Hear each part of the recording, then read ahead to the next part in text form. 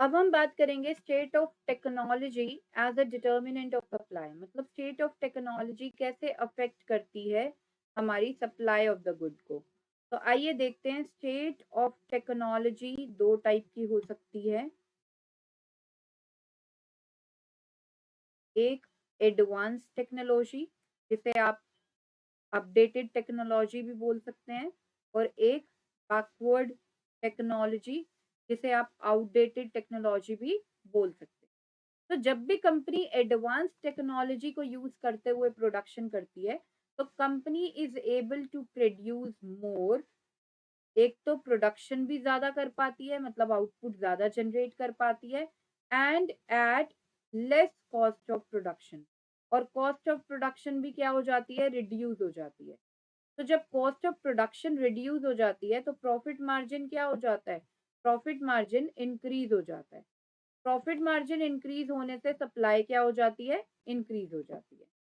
और जब कोई कंपनी बैकवर्ड टेक्नोलॉजी को यूज करते हुए प्रोडक्शन करती है, तो एक तो वो प्रोडक्शन ही कम कर पाती है, तो वो कम प्रोड्यूस कर पाती है, और वो भी at high cost of production, high cost per, जिसकी वजह से प्रॉफिट मार्जिन क्या हो जाता है, प्रॉफिट मार्जिन कम हो जाता है, रिड्यूस हो जाता है।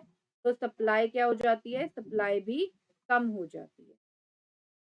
तो आइए देखते हैं नेक्स्ट इसके डायग्राम को। सबसे पहले हम पैनल बना लेंगे, Y axis and X axis को मार्क करेंगे। Price in rupees is shown in y-axis and quantity supplied is shown on x-axis. Quantity supplied in units shown on x-axis. अब हम बनाएंगे एक supply curve. This is the original supply. Now जब भी other factors की वजह से supply क्या होती है, चेंज होती है, मतलब ये प्राइस क्या रहता है, सेम रहता है, लेकिन दूसरे फैक्टर्स में चेंज होने की वजह से सप्लाई चेंज हो रही होती है। तो अगर तो सप्लाई इंक्रीज होती है, तो न्यू सप्लाई कर्व आ जाएगी राइटवर्ड शिफ्ट की तरफ। This is the new supply curve S dash S dash. Rightward shift indicates that there is increase in supply, and we know that increase in supply का होता है when there is advance technology. जब company कौन सी technology use कर रही है, advance technology को यूज कर रही है। और लेफ्टवर्ड शिफ्ट की अगर बात करें, तो लेफ्टवर्ड शिफ्ट तब होता है whenever there is decrease in supply.